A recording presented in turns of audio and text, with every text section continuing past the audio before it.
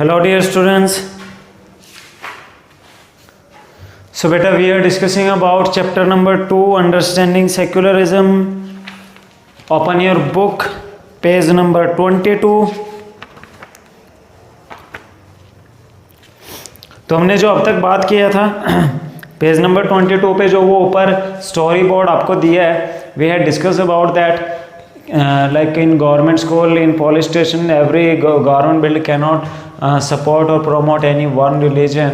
ठीक है, तो यहाँ पे वो क्या था, बच्चा बोल रहा था कि हम रिलीजियस फेस्टिवल को सेलिब्रेट करना चाहते हैं, बट टीचर ने क्या बोला, नहीं ये अलाउड नहीं है, हम किसी एक रिलीजन को इम्पोर्टेंस नहीं दे सकते क्योंकि यहाँ पे हर तरह का बच्चा होता है। ठीक है, तो वो नीचे आओ फिर 22 पेज पे लास्ट में, in the above storyboard, the celebration of the religious festival within the school would have been a violation of government's policy of treating all religion equally. तो अगर मान लो स्कूल में किसी एक रिलीजन के फेस्टिवल को सपोर्ट करेंगे या प्रमोट करेंगे, सेलिब्रेट करेंगे, तो ये क्या होगा, ये उस लॉ का, उस फंडामेंटल राइट का वायलेशन होगा जिसमें सबको इक्वली ट्रीट किया गया है। So government school cannot promote any one religion either in their morning prayer or through religious celebration. तो गवर्नमेंट स्कूल में किसी भी ऐसी प्रेयर का यूज़ नहीं हो सकता जो कि किसी रिलीजन से ली गई हो, या कोई ऐसा प्रैक्टिस या कोई ऐसा फेस्टिवल सेलिब्रेट नहीं होगा जो किसी पर्टिकुलर रिलीजन का होगा। This rule doesn't apply for private school. तो प्राइवेट स्कूल के लिए ऐसा जो कोई भी प्रोविज़न नहीं है। The second way in which Indian secularism works to prevent the above domination is through a strategy of non interference. तो एक तो क्या होता है कि वो गवर्नमेंट ने अपनी बिल्डिंग्स में अपने वे में इसको प्रोहिबिट किया है। सेकेंड वे क्या है, वो नॉन इंटरफेरेंस के पॉलिसी को अपनाता है।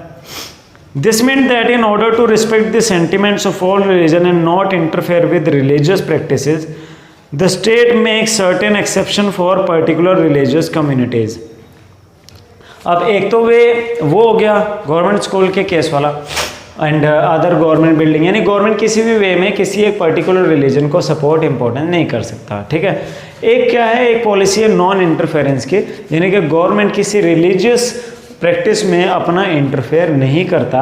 ठीक है, इवन अगर किसी लॉ की वजह से भी किसी एक पर्टिकुलर रिलीजन का वायलेशन होता हो तो वहाँ पे भी उनके लिए छूट रहती है। ठीक है, जैसे आप देखो नेक्स्ट स्टोरी बोर्ड, इसमें क्या है, एक पर्सन है, ठीक है, उसने हेलमेट लगाया बट दूसरे पर्सन ने हेलमेट नहीं, पगड़ी पहनी हुई है। ठीक है, a group of friends who have recently bought scooters are meeting to go for a ride together. दोनों जो है वो स्कूटर लिया उन्होंने, दोनों घूमने जा रहे हैं। So hey I hope you have a helmet. तो दूसरा क्या कह रहा है उसको, भाई मेरे को लगता है तुमको यार हेलमेट पहनना चाहिए। अब उसने क्या डाला हुआ है, पगड़ी लगा रखी है, वो एक सिख बंदा है। You know the law in Delhi requires that you wear one. भाई दिल्ली के कानून क्या कहते हैं, भाई तुम्हें हेलमेट पहनना चाहिए। So why aren't you wearing a helmet? Do you want to be fined? भाई तुमने हेलमेट क्यों नहीं पहना, क्या तुम जुर्माना लगवाना चाहते हो? अब वो सिख बंदा क्या कह रहा है, don't worry I will not be fine. भाई चिंता ना करो, मेरे को जुर्माना नहीं होगा। Hey Paramjeet why won't you be fine. अब उनको पुलिस वालों ने रोक लिया होगा, चेकिंग की और उन्होंने उस सरदार जी को जाने दिया। ठीक है, तो अब वो पूछ रहे भाई परमजीत तेरे को जुर्माना क्यों नहीं लगा। सो अब वो सिख बंदा क्या है, वो बता रहा है उसको रीज़न। ठीक है, क्या रीज़न है, for six wearing a pagri is a very important part of our religion. भाई हम सिखों के लिए पगड़ी पहनना हमारे रिलीजन का एक इम्पॉर्टेंट पार्ट है, और सब सिख जो वो पगड़ी पहनते हैं क्योंकि उनको उनके गुरुजी की तरफ से ऐसा कहा गया था।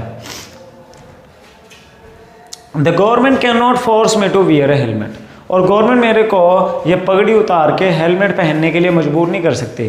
ठीक है, तो बेटा सिंपली ऐसे ही सिख लोगों के लिए कृपाण होती है ना, तो कृपाण रखने की उनको छूट है क्योंकि उनके रिलीजन में कृपाण रखने के लिए बोला गया है। ठीक है, तो वैसे तो गवर्नमेंट ने हथियार रखने पे पाबंदी लगाई है, हम आप लोग जो है हथियार लेके नहीं घूम सकते, और ना ही चाकू बैग में लेके या चाकू जेब में रख के जा सकते हैं कहीं पे भी, बट सिख बंदे के लिए कृपाण रखने की छूट है, ठीक है, क्योंकि उनको कॉन्स्टिट्यूशनली ये छूट दी गई है कि वो कृपाण जो है वो रख सकते हैं, बाकी कोई नहीं रख पाएगा, ठीक है। In the above story board Paramjeet the Sikh youth doesn't have to wear a helmet. तो ऊपर जो स्टोरी बोर्ड है उसमें क्या है कि जो परमजीत है उसको हेलमेट पहनने की ज़रूरत नहीं है। This is because the Indian state recognize that wearing a pagdi is central to Sikh religious practice, क्योंकि सरकार ने ये माना है कि जो सिख लोग हैं उनके लिए पगड़ी पहनना एक बहुत इंपॉर्टेंट फैक्टर है उनके रिलीजन का। And in order not to interfere with this allow an exception in the law. तो इसीलिए उनके, अब अगर वो सबके लिए कंपलसरी कर दे, सरकार कहते भाई चाहे कोई सिख हो, हिंदू, मुस्लिम, कुछ भी हो, सब ने हेलमेट लगाना है, तो सिख बंदे के लिए पगड़ी के ऊपर हेलमेट लगाना बड़ा मुश्किल है, तो उसको पगड़ी उतारनी पड़ेगी जो उसके रिलीजन के अगेंस्ट है। तो इसीलिए गवर्नमेंट ने क्या किया, उसको परमिशन दिया है, ठीक है। The third way in which Indian secularism worked to prevent the domination listed earlier is through a strategy of intervention. अब कई जगह तो गवर्नमेंट क्या कर रही है, रिलीजियस बिलीफ पे छेड़छाड़ नहीं कर रही, इंटरफेयर नहीं कर रही भाई, ठीक है। अगर कि मान लो जैसे पगड़ी पहनना उनके रिलीजन में है तो ठीक है भाई पहनो, कृपाण रखने का प्रोविज़न है, ठीक है भाई रखो, छूट है, ठीक है। बट जहाँ पे लगता है कि अगर कोई रिलीजियस प्रैक्टिस किसी दूसरे पर्सन के लिए बेनिफिशियल नहीं है या उसके फंडामेंटल राइट को एक्सप्लॉइट करता है, ठीक है, तो क्या होगा, उसके लिए छूट नहीं है, okay.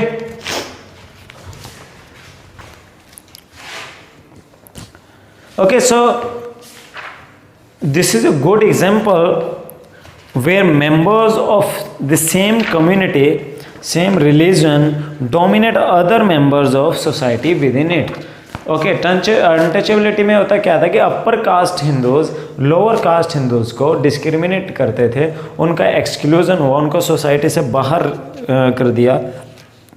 So in order to prevent this religion based exclusion and indiscrimination of lower caste, the Indian constitution ban untouchability.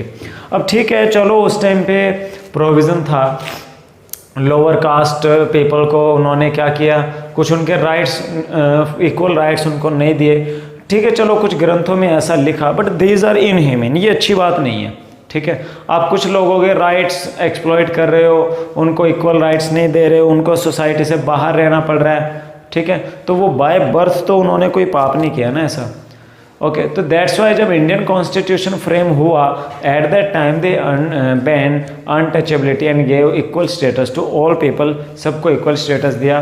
हाँ, जो एससी कास्ट के लोग थे उनका एक लॉन्ग पीरियड तक डिस्क्रिमिनेशन हुआ, सोशल एक्सक्लूजन हुआ, दैट्स वाई उनके लिए रिजर्वेशन का भी प्रोविज़न किया, किस लिए, ताकि इनको बहुत लॉन्ग पीरियड तक चांस नहीं मिला, ठीक है।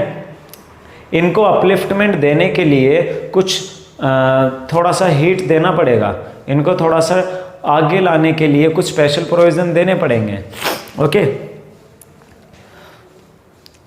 सो in this instance the state is intervening in religion in order to end a social practice that is believes discriminate and exclude, okay.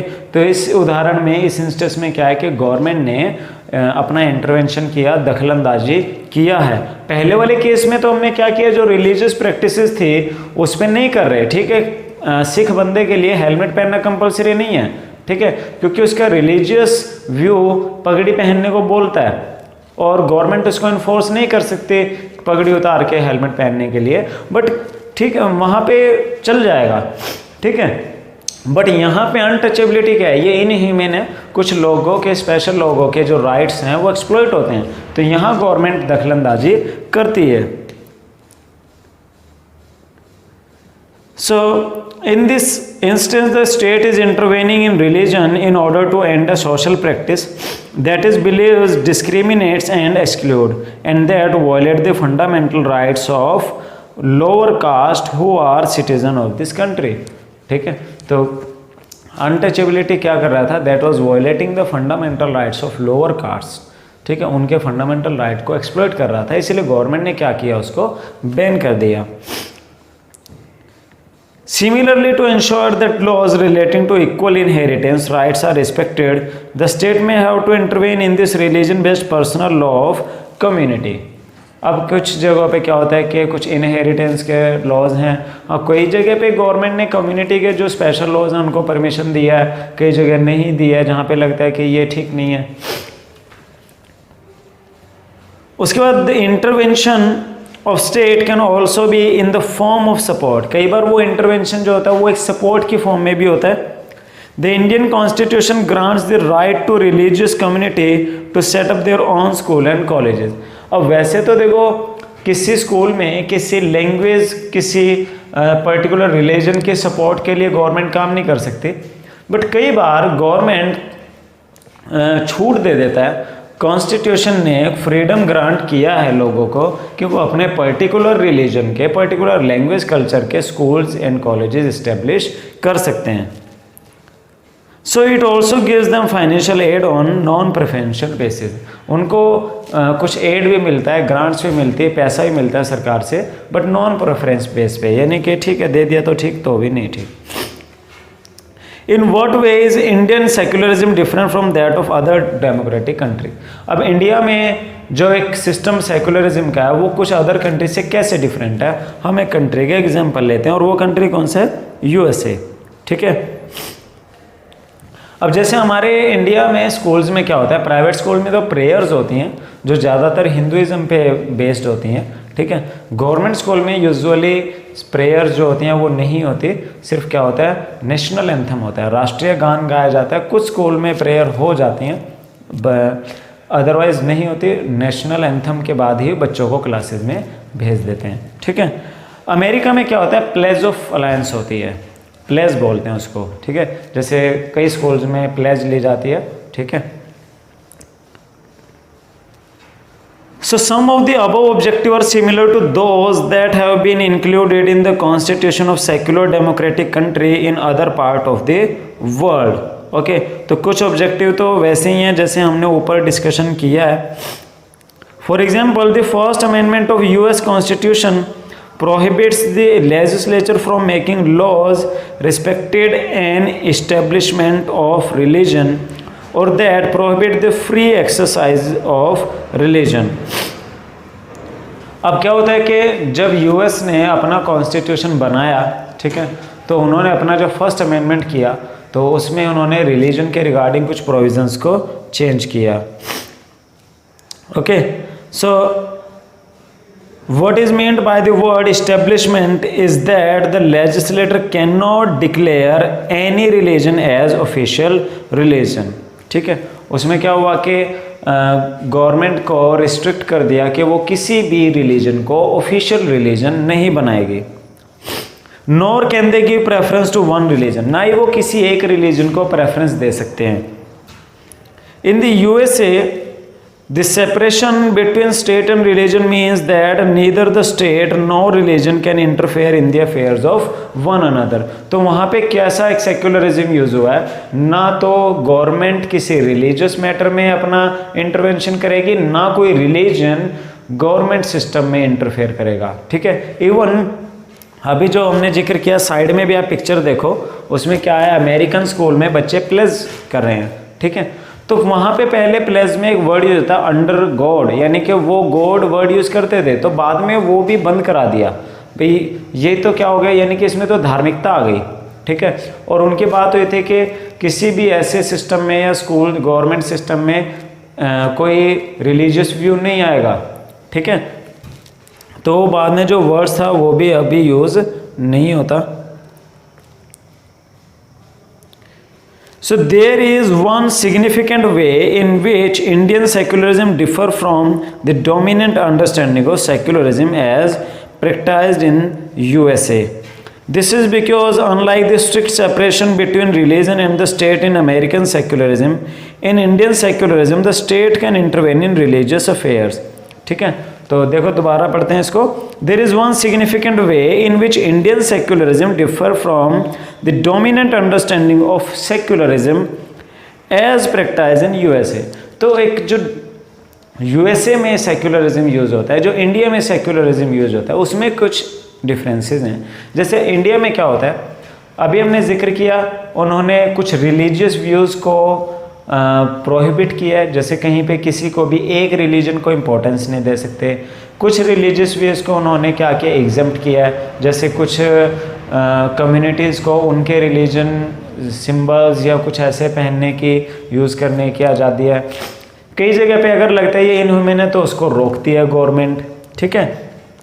कई बार खुद ही गवर्नमेंट क्या करती है, कुछ रिलीजियस और स्पेशल कल्चरल एजुकेशन को बढ़ाने के लिए उनको एड देती है, पैसा देती है, ठीक है, किसी पर्टिकुलर कम्युनिटी को।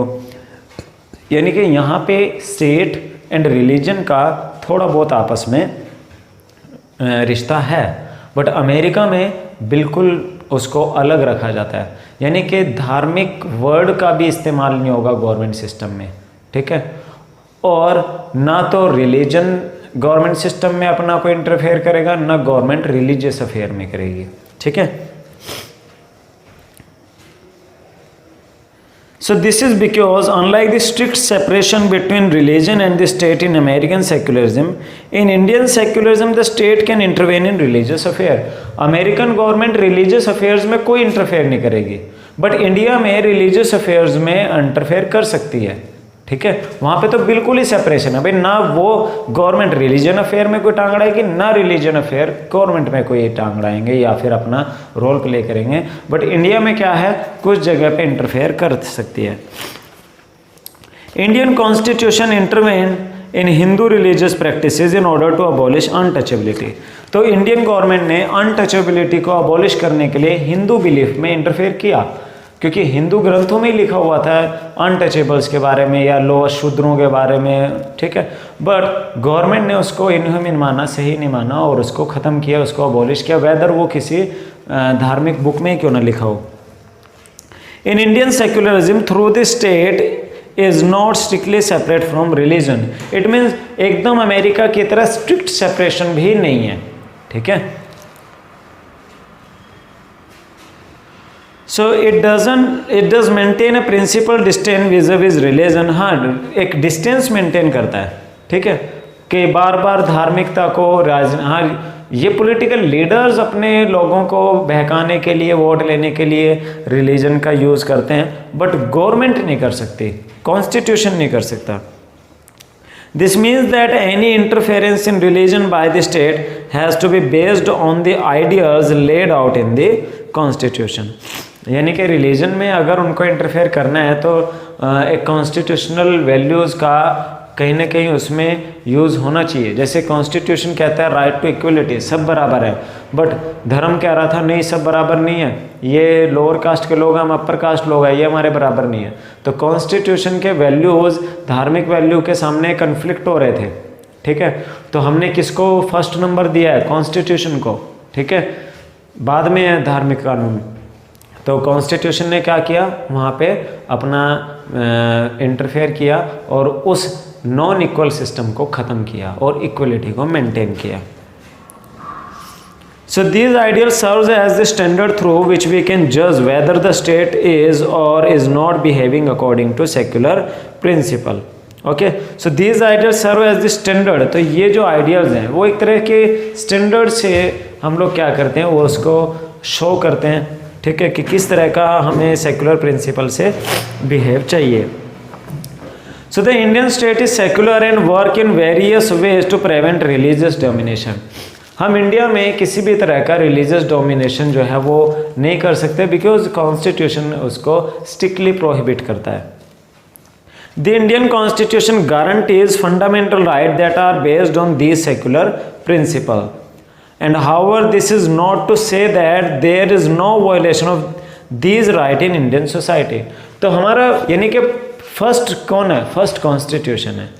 जो कॉन्स्टिट्यूशन में मेंशन है वो पहले नंबर पे आएगा, ठीक है। रिलीजियस बिलीफ्स उसके बाद आएंगे। अगर पॉजिटिव रिलीजियस बिलीफ होगा, ठीक है, अडेप्टेबल है, बट अगर नेगेटिव रिलीजियस बिलीफ होगा तो वो अडेप्टेबल नहीं होगा, ठीक है। तो वहाँ पे अब कॉन्स्टिट्यूशन फंडामेंटल राइट बोलता है राइट टू इक्वलिटी, सब बराबर हैं तो सब बराबर होंगे। कॉन्स्टिट्यूशन कोई ऐसी चीज़ बर्दाश्त नहीं करेगा जिसमें किसी के साथ इक्वल बिहेव ना हो रहा हो, ठीक है। अगर हम किसी स्पेशल जगह पे कोई राइट टू इक्वलिटी का वायलेशन होता है, कहीं पे किसी को बराबरी के दर्जा नहीं दिया जा रहा, या किसी को कोई बिलीफ या कोई प्रैक्टिस कस्टम करने से रोका जाता है, तो उसके खिलाफ केस किया जा सकता है। So indeed it is precisely because such violation happen frequently that we need a constitutional mechanism to prevent them from happening. और हमें इसके लिए कानून बनाने की ज़रूरत क्यों पड़ी थी? Because this type of happenings were happening everywhere. इस तरह की घटनाएं जो थी वो घट रही थी, ठीक है। कई जगह पे राइट टू इक्वलिटी का वायलेशन हो रहा था, लोगों के बीच में बराबरी नहीं थी। The knowledge that such right exist make us sensitive to their violation and enable us to take action when these violation take place. तो obviously सबको इन rights के बारे में knowledge होना चाहिए। अगर knowledge होगा तभी तो हम लोग काम कर पाएंगे, ठीक है। अगर आपको आपके फंडामेंटल राइट्स का ही नॉलेज नहीं है, आपको पता ही नहीं है आपको कॉन्स्टिट्यूशन ने कौन से फंडामेंटल राइट दिए हैं, तो आप प्रोटेक्ट भी नहीं कर पाओगे, आप उनको एंजॉय भी नहीं कर पाओगे, ठीक है। So you must aware about this, and if anywhere there is any violation of this fundamental rights then our constitution has guaranteed remedies. तो वो रेमेडीज हम क्या कर सकते हैं, यूज़ कर सकते हैं, अडॉप्ट कर सकते हैं, ठीक है।